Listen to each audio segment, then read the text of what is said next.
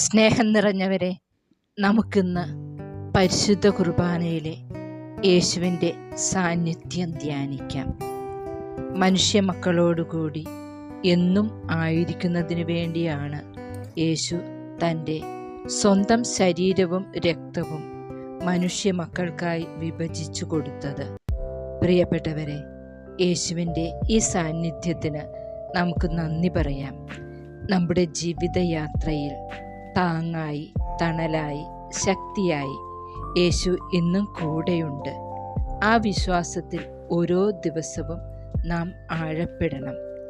ജീവിക്കുന്ന ദൈവത്തിൻ്റെ പുത്രനായ യേശുവാണ് പരിശുദ്ധ കുർബാനയിലൂടെ നമ്മുടെ ഹൃദയത്തിലേക്ക് എഴുന്നള്ളി വരുന്നത്.